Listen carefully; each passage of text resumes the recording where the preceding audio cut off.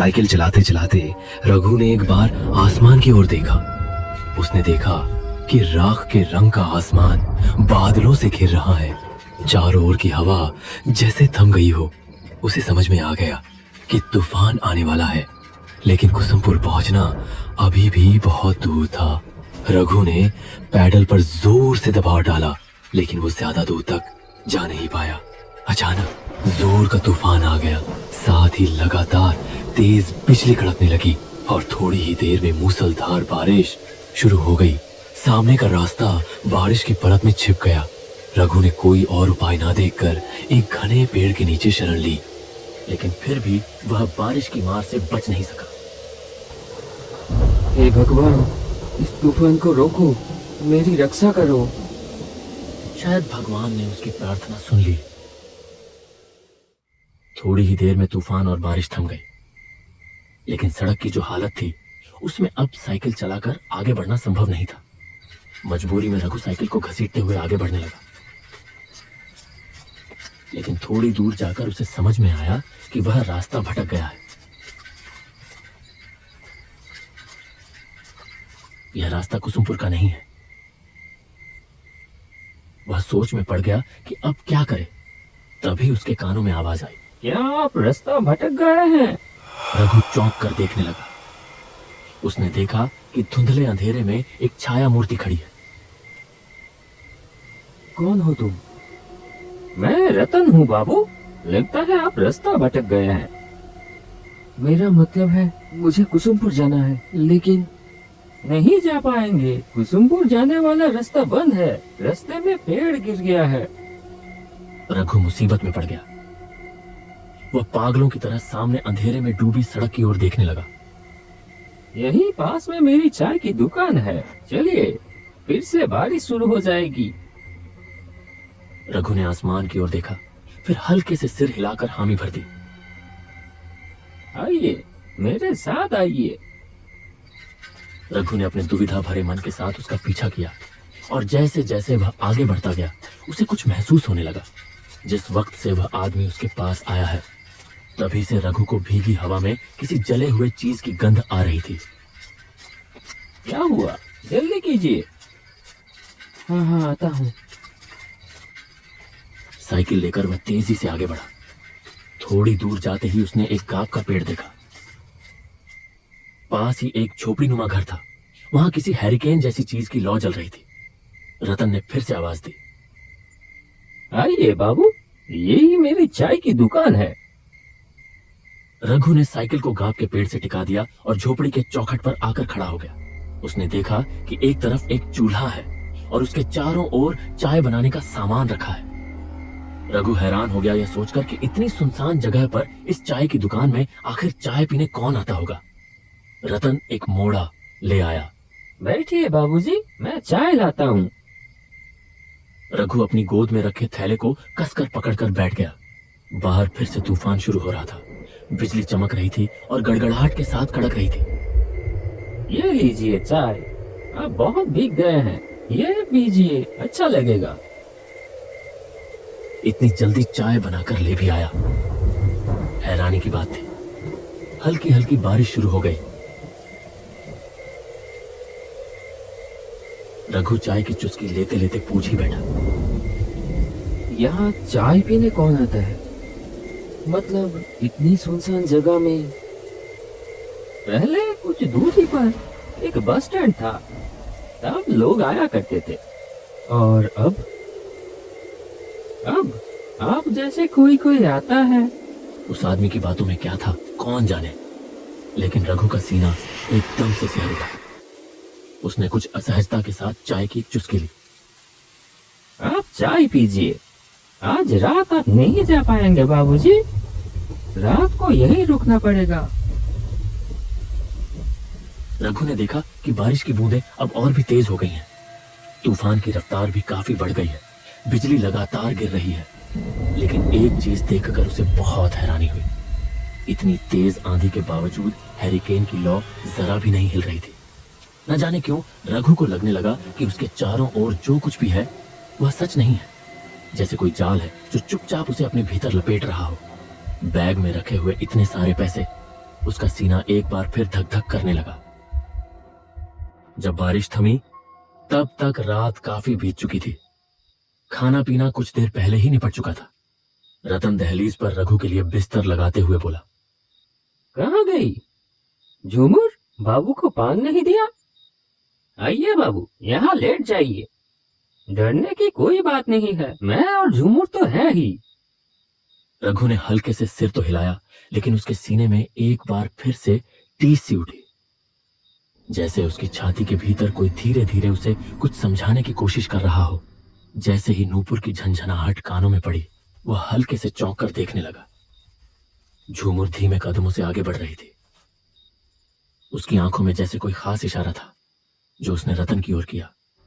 रतन ने भी जरा सा गर्दन हिलाकर कुछ जताया। यह बात रघु की नजरों से छुपी नहीं रही। लीजिए बाबू, पान। पान? मेरा मतलब है खाइए खाइए। झूमर के हाथ के पान खा के आप जिंदगी भर नहीं भूल पाएंगे। रघु कांपते हाथों से पान उठाने ही वाला था कि एक तीखी सड़ी सी गंध उसकी नाक में आ लगी। कुछ वैसी ही गंध जैसी कच्चे खून की होती है। अचानक आई एक तेज हवा के झोंके से झूमर के सिर की ओढ़नी सरक गई, और जो दृश्य रघु ने देखा उसे देखकर उसका खून जैसे जम ही गया। झूमर के गले पर खून की एक लकीर थी, वहां से एक पतली धार बह रही थी। झूमर ने तेजी से अपनी ओढ़नी ठीक की और पलक झपकते ही गायब हो गई। रघु ने जैसे मशीन की तरह पान को मुंह में डाल लिया।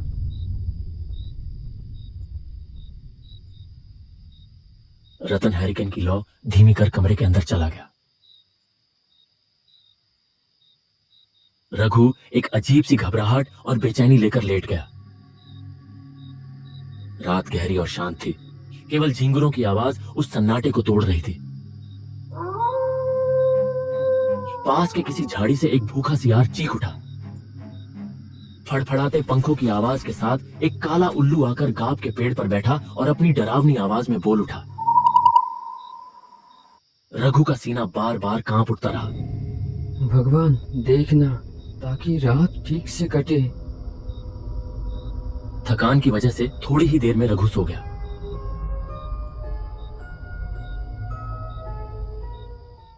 अचानक एक डरावनी चीख चारों ओर गूंज उठी।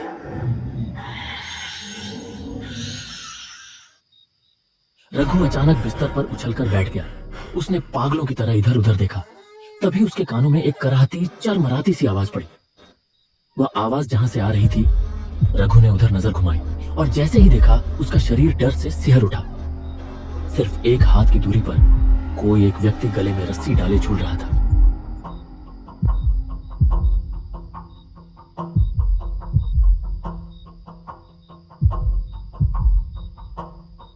क्या हुआ बाबूजी? कोई बुरा सपना देख लिया क्या? रघु ने देखा कि झोपड़ी के सामने जो आंगन जैसी जगह है, वहां एक लगभग टूटे झुके बांस के मचान पर रतन बैठा है। उसने एक बार फिर धीरे से गर्दन घुमाकर उस ओर देखा, जहां कुछ देर पहले कोई गले में रस्सी डालकर झूल रहा था। लेकिन यह क्या? वहां अब कुछ भी नहीं था। क्या ढूंढ रहे हैं बाबूजी? कुछ नहीं है, वो सब बुरा सपना है। तुम इतनी रात को बाहर क्यों हो? बहुत गर्मी है, इसलिए बाहर की हवा लेने आया हूँ। आप भी आइए ना। रघु समझ गया कि उसका शरीर पसीने से तरबतर हो चुका है, इसलिए वह बिस्तर छोड़कर मचान की ओर बढ़ गया। भीतर दबा एक अजीब सा असहज भाव लिए वह रतन के पास जाकर बैठ गया। तभी कहीं पास से एक निशाचर पक्षी तीखी आवाज में चिल्ला उठा। उस एक चीख ने पल भर के लिए फैली खामोशी को चकनाचूर कर दिया। इतनी गर्मी है, अब नींद आएगी ही नहीं। ऊपर से सपने में आप क्या कुछ देख रहे हैं। इससे अच्छा मैं आपको एक कहानी सुनाता हूँ। 3 साल पहले की बात है। ऐसा ही एक चाय और नाश्ते का दुकान था उसका। सब कुछ ठीक ही चल रहा था, लेकिन इंसान अकेले कब तक रह सकता है, इसलिए उसने शादी कर ली किसी दूसरी गांव की एक लड़की से। उस लड़की को एक नजर देखते ही नजर ठहर जाती थी। बहुत लोग कानों कानों में फुसफुसाते रहे, ये तो जैसे गोबर में कमल का फूल फूल होगा तो उसके चाहने वाले भी होंगे। खैर, दुकान में भीड़ बढ़ने लगी और उसकी बीवी ने भी हाथ बटाना शुरू कर दिया। उसकी चाय की दुकान में शंकर रोज चाय पीने आने लगा। एक कप चाय पीता था, लेकिन 1.5-2 घंटे तक बैठा रहता। उसकी बीवी की तरफ उसका नजर है, ये समझ में आ रही थी उस आदमी को, लेकिन नई दुल्हन के बारे में ऐसा कुछ सोचने को उसका मन नहीं मान रहा था। इतनी सुंदर पत्नी के बारे में कोई आदमी कैसे सोच सकता है ये सब? वो आदमी भी नहीं सोच सका। ऐसे ही दिन कट रहे थे। एक दिन दोपहर के बाद वो बाजार जाने के लिए निकला। मैं चलता हूँ, आखिरी बस में लौटूंगा। शाम को दुकान खोलने की जरूरत नहीं है। अच्छा ठीक है, अच्छे से जाना।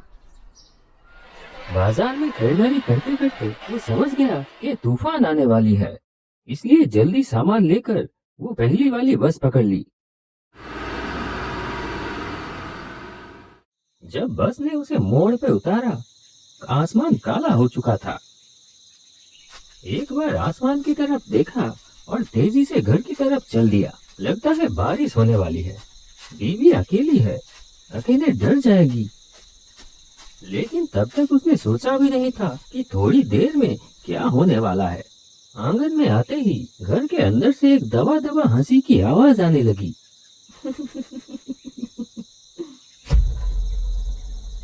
एक पल के लिए वो ठिठक गया। दरवाजे की तरफ ना जाकर वो खिड़की की तरफ बढ़ा। खिड़की से अंदर झांका।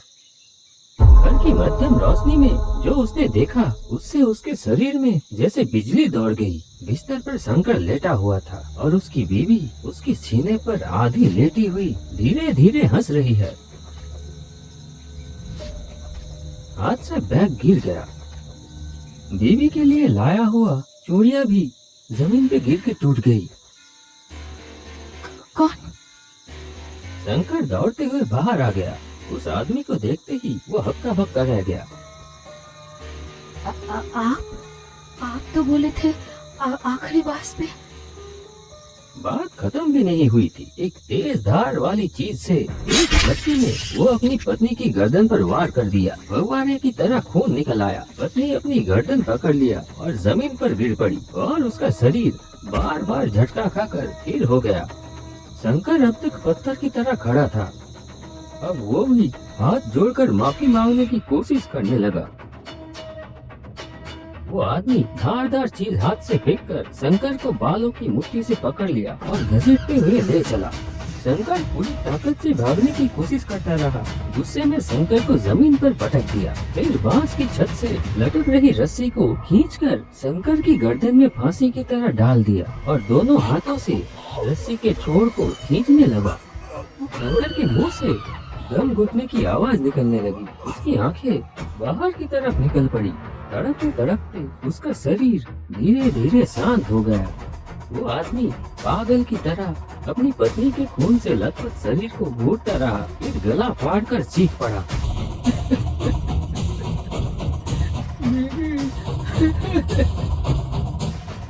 ऐसा क्यों किया तुमने? क्यों किया? आदमी थोड़ी देर बाद उठा, घर के अंदर गया, जलती हुई लालटेन लाकर फेंक दिया बीवी के शरीर के ऊपर। उसने दांत भींच ली, आंखों से आंसू फूट पड़े।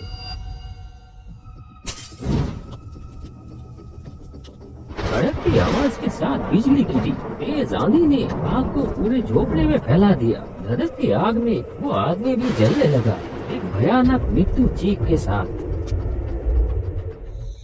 रघु जैसे किसी गहरे सम्मोहन में डूब गया था। जाइए बाबू, तैयार हो जाइए, थोड़ी देर में सुबह हो जाएगी और हमें भी तो जाना होगा। रघु ने अब और बात नहीं बढ़ाई। रात जैसे तैसे कट ही गई थी। वह जल्दी जल्दी तैयार हो गया, फिर दरवाजे में हल्के से दस्तक दी। मैं चलता हूँ, सुन रहे हैं? तो फिर मैं चलता हूँ।